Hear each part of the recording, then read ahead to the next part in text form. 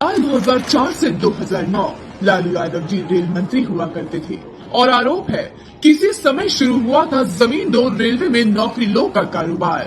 आपको बता दें कि सीबीआई का आरोप है कि लालू जी के रेल मंत्री रहते हुए लैंड फॉर जॉब घोटाला हुआ था, जिसमें उनके परिवार के सदस्यों के नाम पर जमीन और प्रॉपर्टी ट्रांसफर किए गए थे।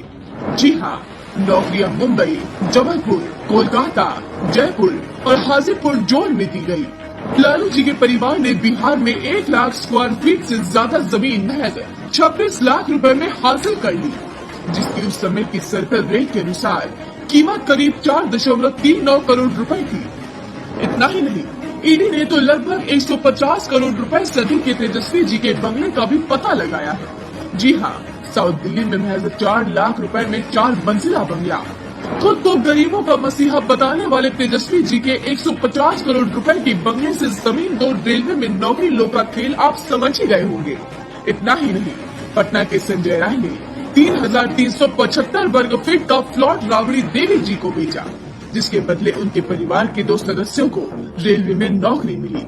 वहीं हाजरी राय ने 9,525 वर्ग फुट जमीन का एक प्राइवेट लिमिटेड कंपनी को बेची, जिसकी डायरेक्टर साल 2014 में राबड़ी देवी जी बन गई और इसके बदले हजारी के 2 भतीजों को रेलवे में नौकरी मिली। इसी तरह विष्णु देव राय, किरण देवी, ब्रिजनंदन राय जैसे तमाम लोगों ने अपनी जमीन दी और अपने परिवारों को रेलवे में नौकरी दिलाई।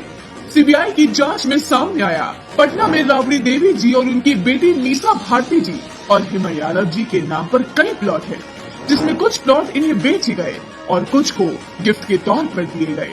हाल ही में इस घोटाले की छापेमारी के दौरान ईडी ने कहा, छापे में लगभग 600 करोड़ रुपए की आपराधिक आय की संपत्ति का पता चला है, जिसमें 350 करोड़ रुपए की अचल संपत्ति और 250 करोड़ रुपए लेन देन के रूप में है। तो अब आप समझ ही गए होंगे कि क्या है ये लैंड फॉर जॉब घोटाला, और आपको ये भी समझ आ ही गया होगा कि खुद को गरीबों का मसीहा बताने वालों ने कैसे सत्ता में आकर अपने नाम पर